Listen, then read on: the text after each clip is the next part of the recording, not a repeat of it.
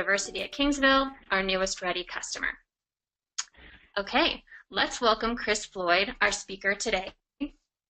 Chris Floyd is the creator of the Disaster Resistant Communities Group, which was established to provide disaster planning, preparedness, response, recovery, and mitigation services to local, regional, and state agencies. His services include online interactive tabletop exercises, exercise development, facilitation and evaluation, a library of videos for just-in-time disaster training, as well as community and neighborhood exercises. The American Red Cross stated in reference to Chris's work, "Your past experience as a Red Cross Emergency Services Director was evident in the realistic scenarios and disaster shelter encounters you created."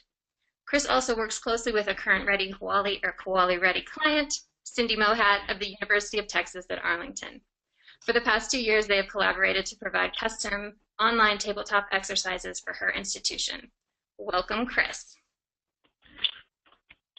Welcome, everyone. That was a pretty impressive introduction, if I say so myself. So what we're going to do over the next 30 to 40 minutes is focus on the consequence management side of an active shooter event occurring on campus.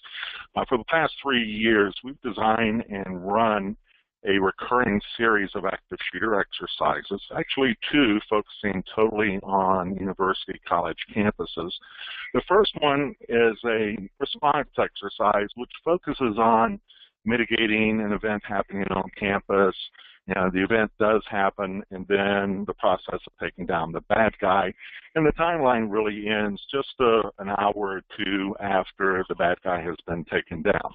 Most campuses, that's what they exercise constantly with law enforcement, with other response agencies, and they never really begin to move into that consequence management, or what some individuals call the recovery phase of an active shooter event. So we have an exercise called academic adversity. It focuses totally on those activities that will need to occur in the hours, days, and weeks following an active shooter event occurring on your campus. So what we're going to do today, we're going to kind of touch on a number of the highlights of that exercise. And yes, while it is an HC-compliant, Department of Homeland Security compliant formatted exercise, it was designed as a learning opportunity for the universities and colleges who have participated in it to date. So what we're going to do is focus on some of the high points that we have found most colleges, most universities haven't invested enough time, energy, and effort into putting appropriate plans in place.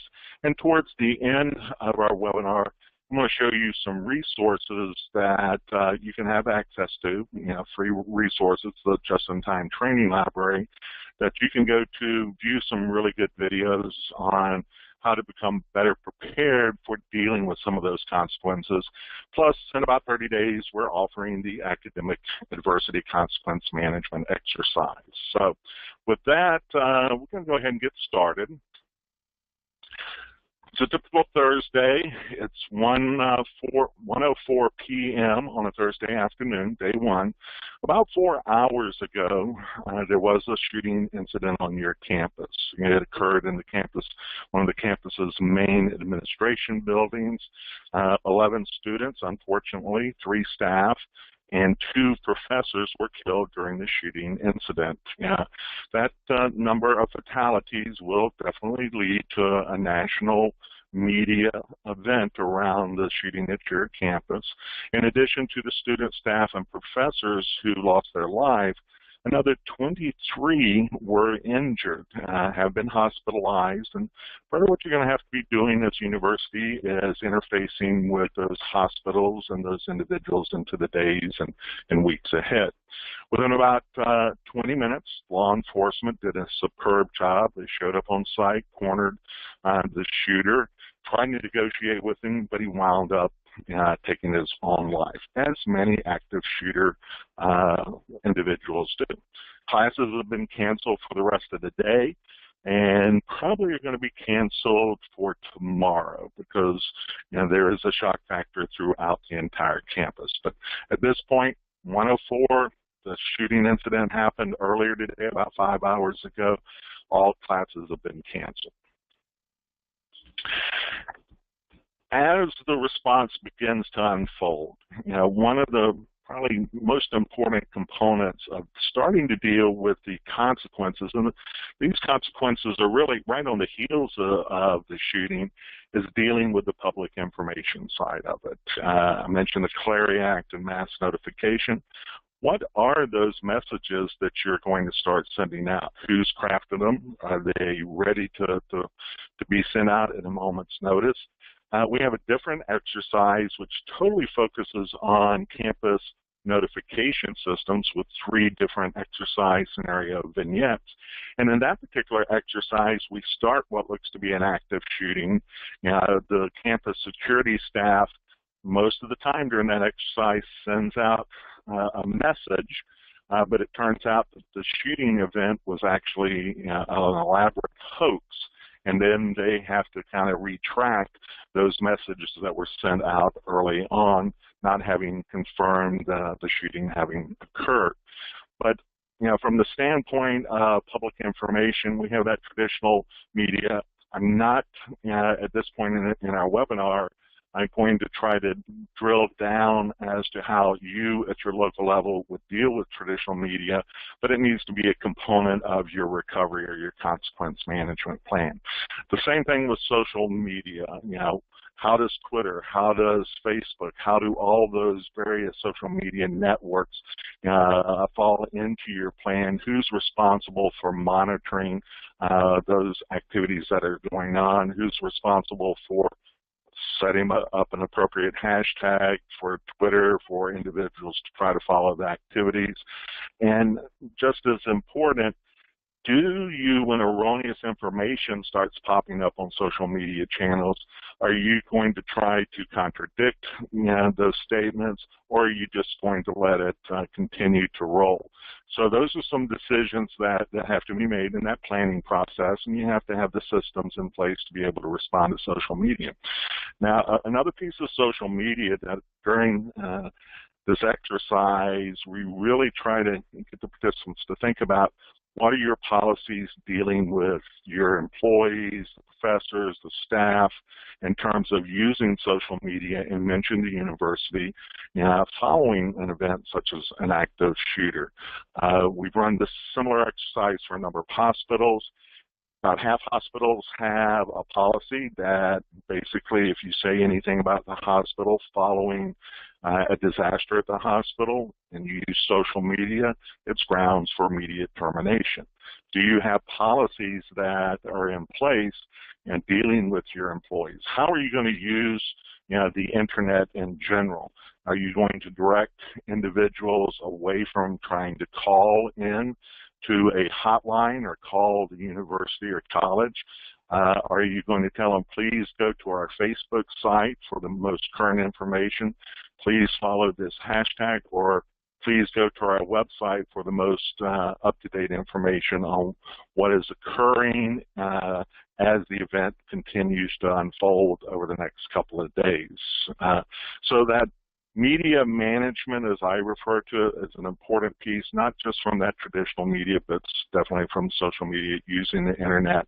Now, during the exercise, we present a number of issues that the teams playing in that exercise have to think through what their plans, what their policies are, and respond accordingly. And during the exercise, we also give a number of what I refer to as cheat sheets.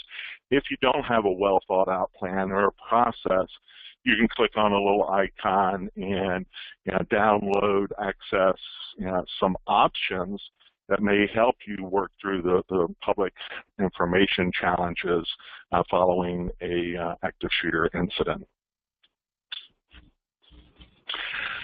Student and family assistance. One of the more important components of a mass fatality and active shooter incident is, do you have a viable plan in place whereby students and family members can potentially reunite in terms of reunification? Do you have a center location established on campus, potentially off campus?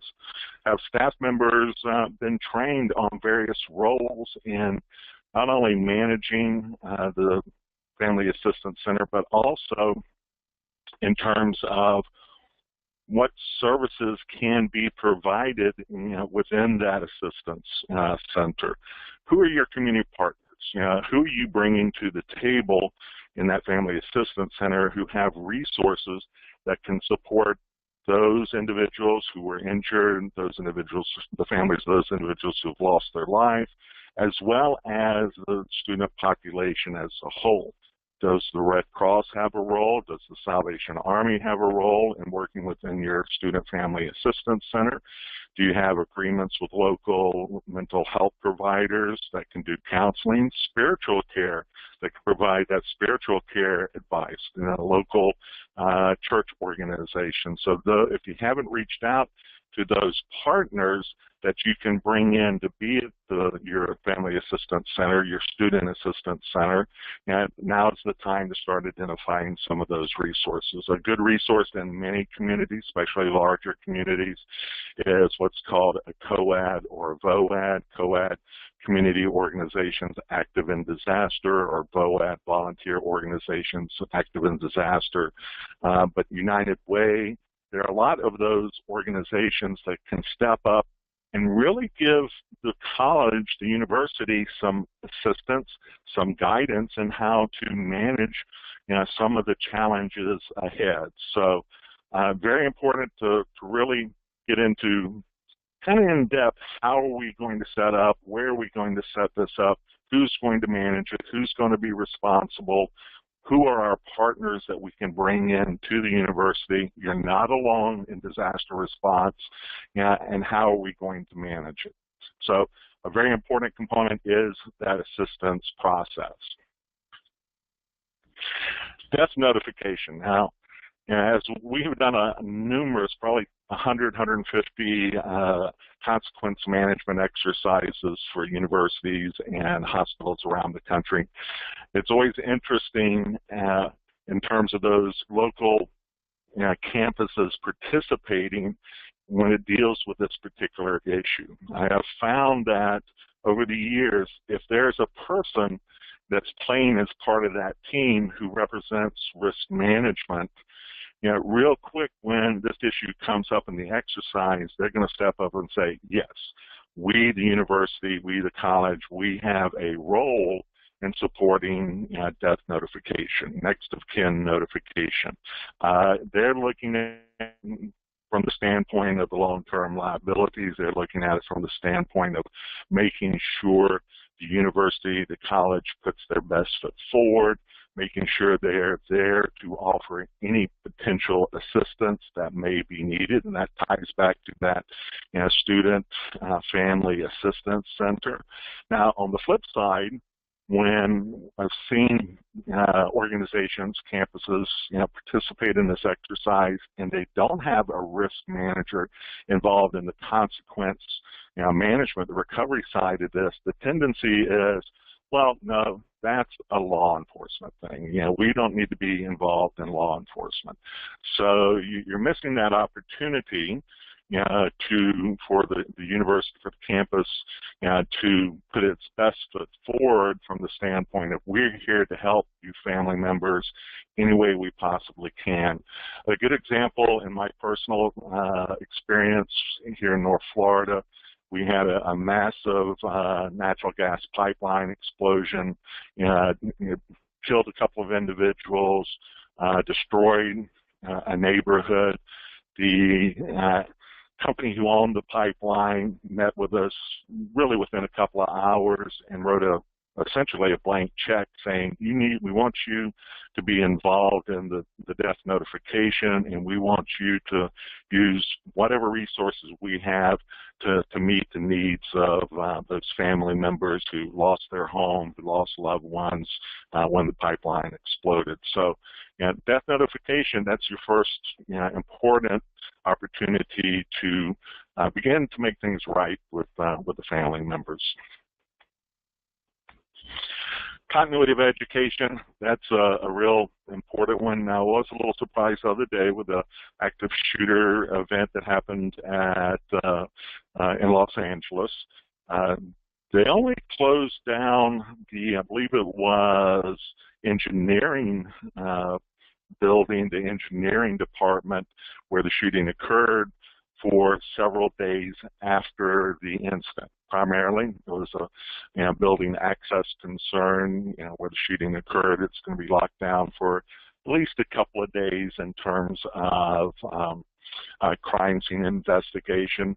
At an appropriate point, when law enforcement turns access of the building back over to you, do you have plans and procedures to go in, conduct a thorough damage assessment? In an engineering building, some of the equipment could have been damaged. What are those processes for going in and ensuring that, okay, we have access to the building, but are we ready to open the building? Have we gone in and patched bullet holes? Have we gone in and replaced shattered windows or shattered doors?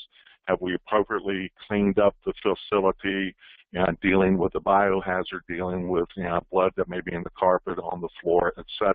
So that building component is an important piece of that continuity of education, making sure we can get the building back open.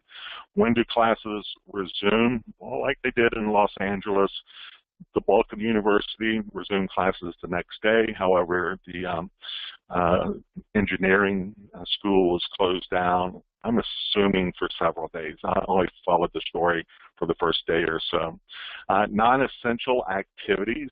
Are there some non-essential activities that you may want to cancel, especially when you have a large loss of life like we presented early in the webinar? If this happened on a Thursday or Friday and there's a football game that weekend, is that something that may be canceled? Is it essential or non-essential?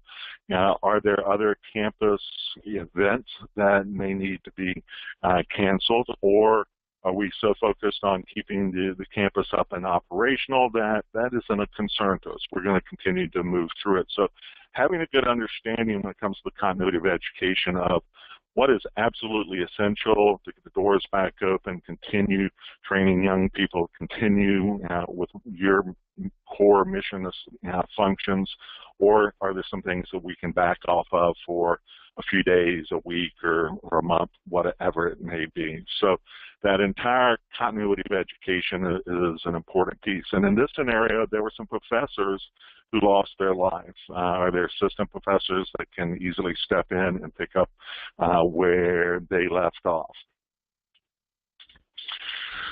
Now, this is one that's kind of dear to my heart from the standpoint of the recovery or the consequence management component. Very few of the colleges that have participated in this exercise have really thought through the volunteer and donations component of their plans, what they're going to do and how they're going to do it, and at the appropriate time to stand up and say, please stop sending money. We do not need any more money. A couple of examples, Newtown, Connecticut. While it wasn't a university or college, of course we all know about Sandy Hook. Sandy Hook, within a matter of 3 weeks, had over 80,000 teddy bears that arrived by all kinds of means. U.S. Post Office, truckloads of teddy bears. Well, unfortunately, during the shooting, 22 individuals lost their life. They were all young individuals, of course, elementary students. But it all of a sudden compounded the problems that the local community, Newtown, was having to deal with.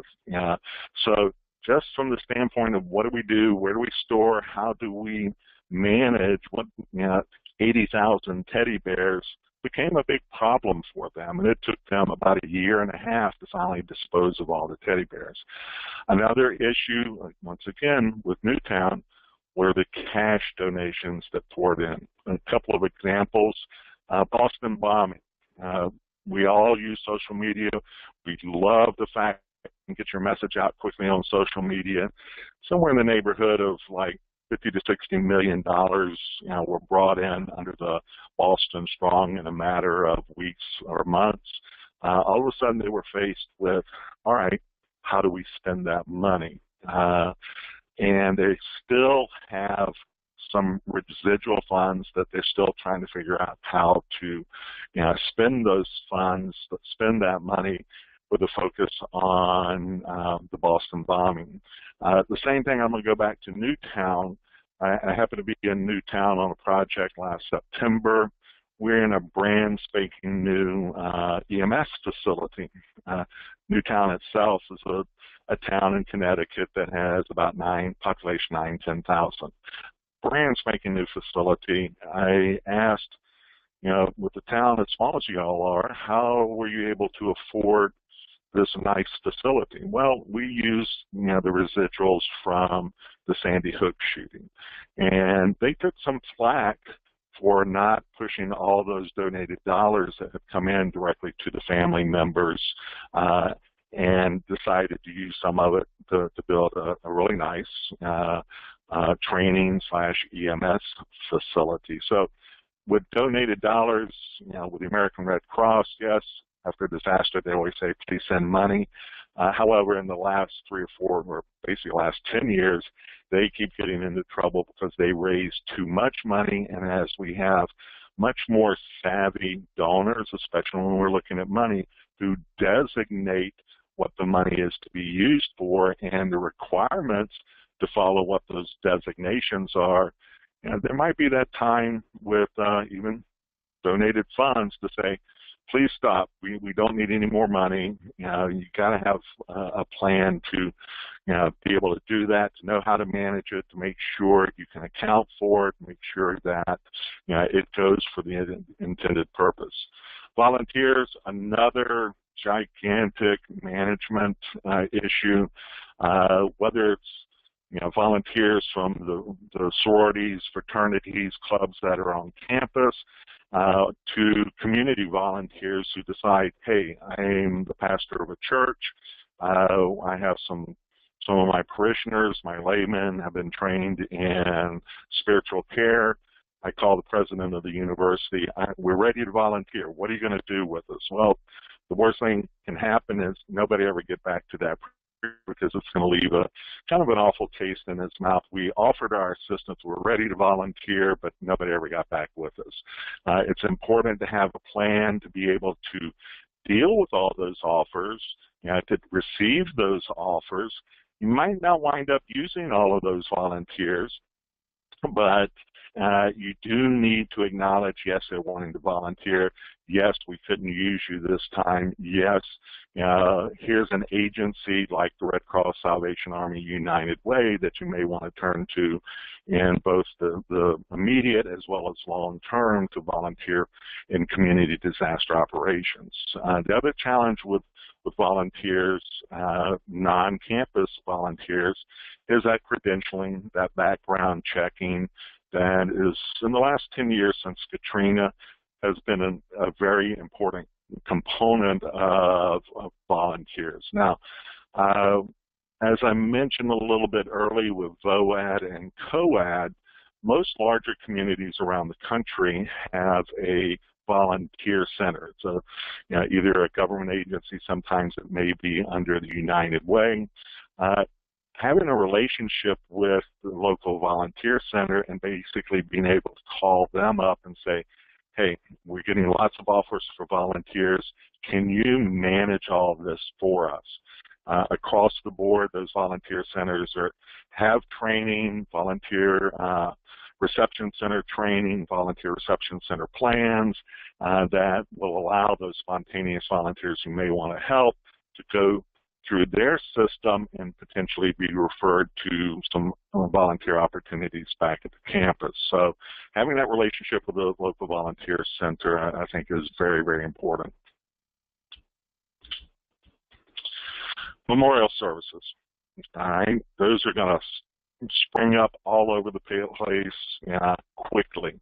What is your plan from the university standpoint of keeping tabs on who is doing what, whether it's a Catholic church across the street from the campus or the local Baptist Association deciding they're going to do candlelight vigils at their facilities, at their churches, or they want to coordinate with the university for a much larger remembrance event. Having a viable plan in place, like with the other issues we've covered, is very important. Knowing what your roles should and could be. Are you going to provide a venue? Are you going to provide security for that venue? What are those responsibilities? Do you have a sound system? Do you have everything ready to go? What are those logistics?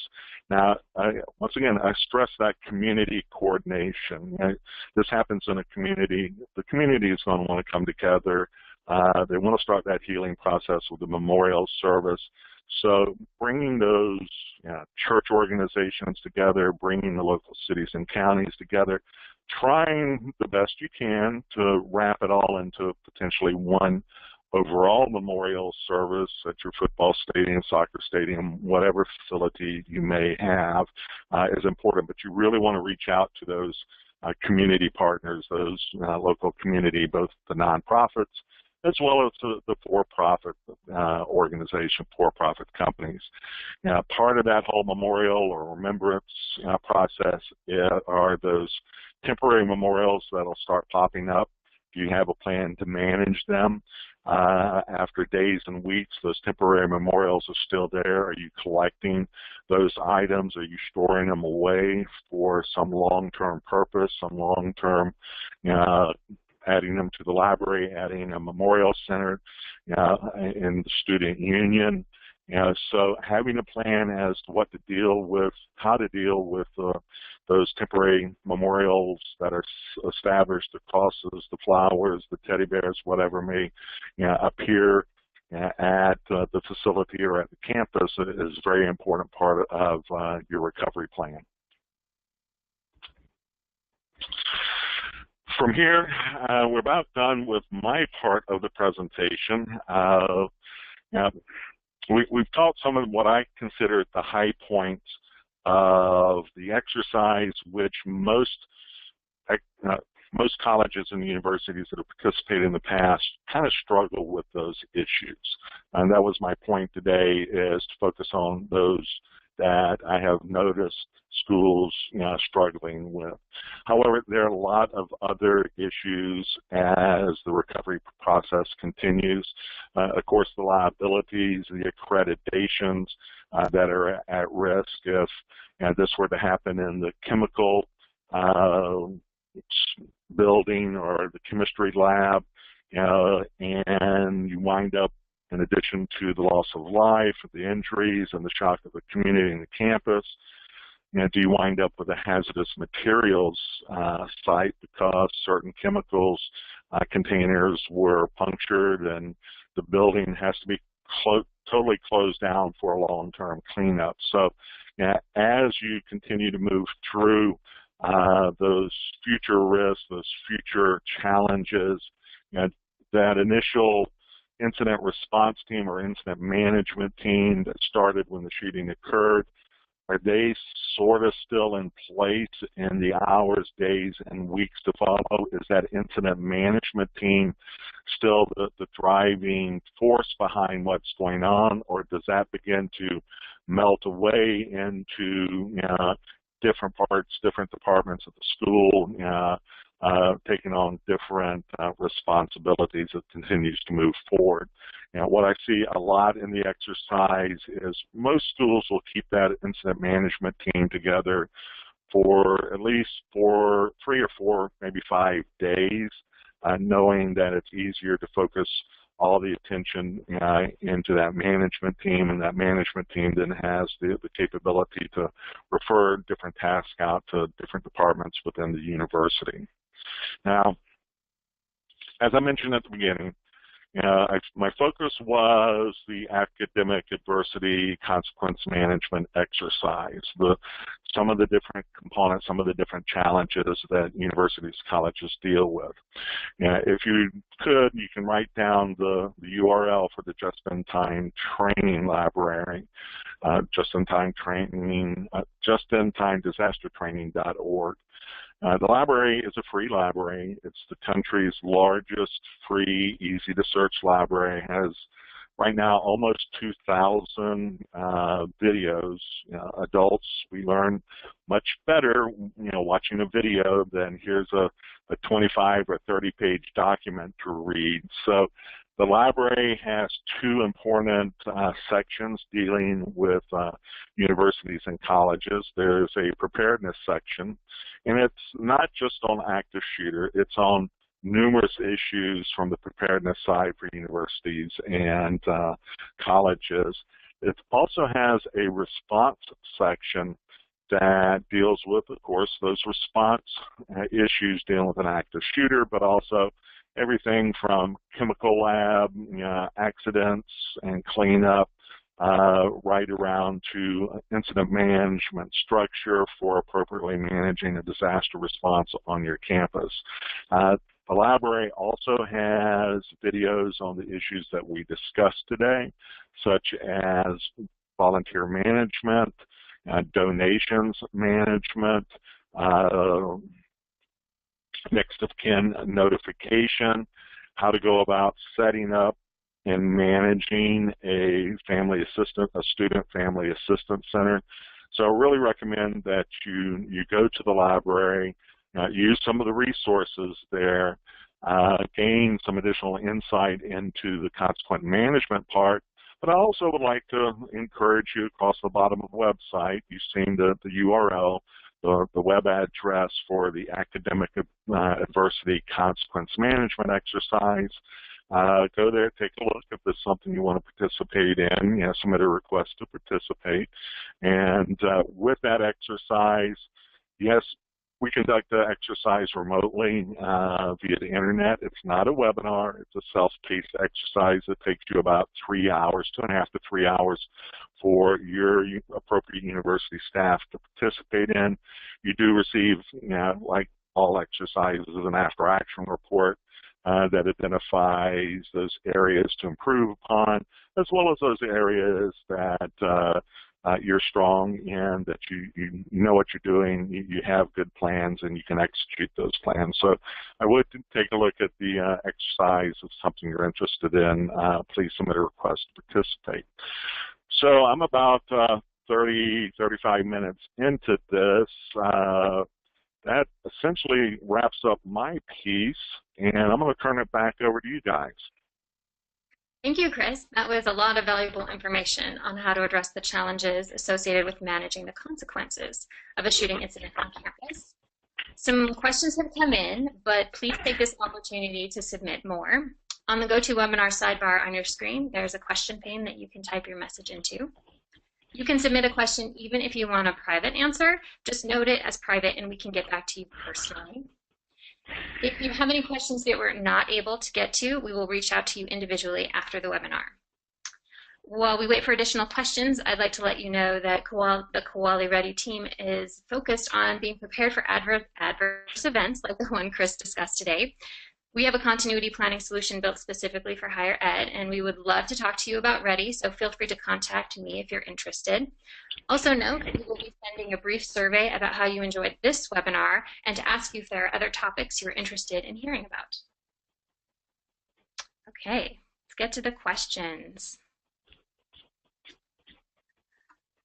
You mentioned that we could use outside groups like the United Way to help with student and family assistance. When should we contact them? Should we work with them in the response planning stage? And any tips on how to get their attention and dedication to helping build a plan? Well, if I were in your shoes, I would start building my relationship with United Way as well as the other community partners as soon as you possibly can.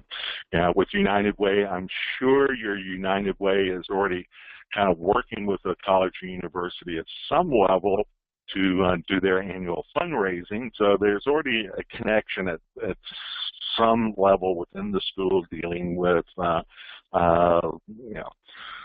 contributions to United Way. What you now need to do is begin to take it to that next level reach out to the United Way, see if they have a volunteer center, see what their role could, should, and may be in this kind of an event.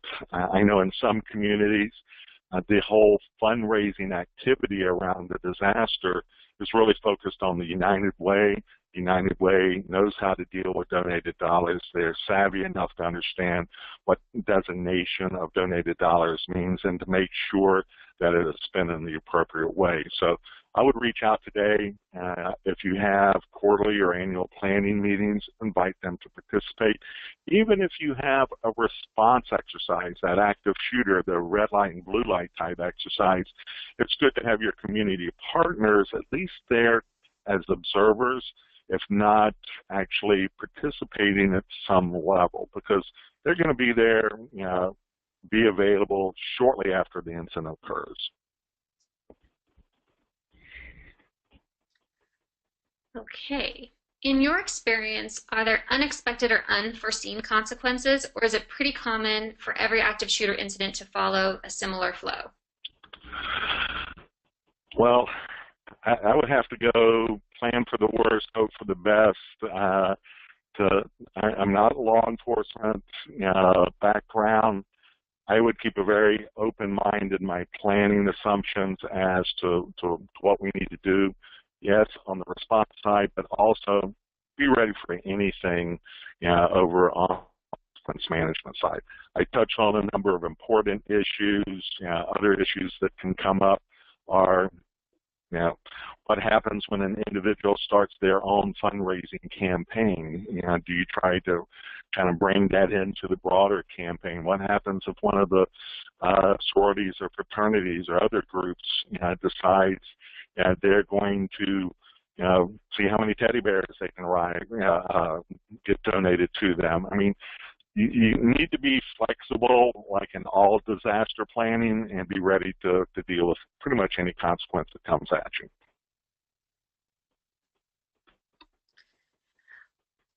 Our university has a text message alert system for alerting the students. I'm not sure if it's the best tool for communication because the students get texts from their friends all day long.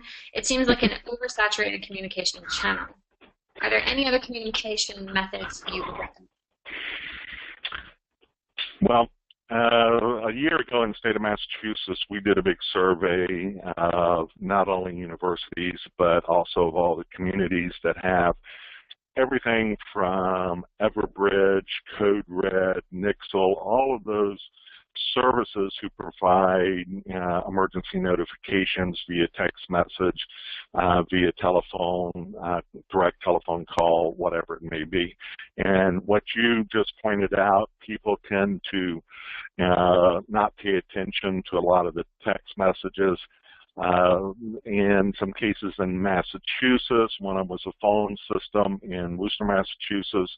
The local elected officials figured out that they could send out messages, and real quick, it turned from an emergency notification system to just a community information system, and individuals began to block the phone numbers on their phone because they got tired of receiving garbage collection has been changed from Mondays to Thursday type notification. So making sure you have a system, and that's required by the Clery Act. I touched on the Clery Act early on, but having those backups, using your website, using your social media, using traditional media to get the message out. Let's not forget about the television and the radio stations, but that text messaging, that SMS component is just a piece of it. I do recommend, once again, go back to the Just-in-Time Training Library. There's a whole section in it dealing with public information and how people are now using social media in disasters. There's a whole 3 video series on how to craft your messages for text messaging in an emergency, what the do's and don'ts about how often, what content should be, the length of the message, and references over to other websites. So once again, the Just-in-Time Training Library has a lot of resources that'll help you better define how to use those mass notification systems. We do have another exercise called Alerting Anxiety for universities and colleges coming up. I believe it's the 30th of this month. It basically outlines 3 scenario vignettes that test your ability to decide what messages to be sent out, how often to be sent out, whether you should send them or not, and some of the downsides of sending too much information out via text messages. I would take a look. You can go to the same website and just click on Working Projects and Alerting Anxiety. All right, I wanted to let you know that we'll be sure to send out that link to the Just-in-Time training site in the follow-up email. Next question, have you ever heard of the FBI Victim Assistance Center to help deal with what a VOAD, etc. deals with? Could you repeat that one again? You were breaking up a little bit. Yep, no problem. Have you ever heard of the FBI Victim Assistance Center to help deal with what a VOAD deals with? I have not, but it's something I would look into. I have not had that experience, so I would have to default and say that's something someone else needs to look into, what roles, what responsibilities they would have. Okay. Which department would be more appropriate to carry out the death notification? So that's a real good question. If you're a large school and you have a behavioral health or health, school of nursing, school of medicine, I would look at involving those individuals, those professors, those administrators from, like I said, College of Nursing, College of Medicine. Part of what they deal with every day at a hospital is death notification, whether it's a nurse or a doctor or a CNA or whomever. If there is a spiritual care component within the university in terms of the Baptist Student Union or the Catholic Student Union, I would look at involving some of those individuals in the process, and the advisors for that student union are probably going to be from the campus, from the college staff, and it's hard to say which part of the college, what department they would be working in, but that's where I would turn. A lot of colleges do have ministerial, whether it's an association or ministerial student unions. I would start there. Okay, that looks like it's the end of our questions. Again, this presentation has been recorded and a link to it will be emailed to you. Lastly, I would like to take this time to remind you all that we're still accepting proposals for the Ready Track at Kowali Days. Kowali Days is a conference where we bring our user community together to share their experiences and learn and grow from each other. This event is dependent upon participation from people like you in order to be successful. Please let me know if you're interested in speaking or attending. All right, everyone, thank you so much for attending. This was fantastic, and I hope to see you again at our next event.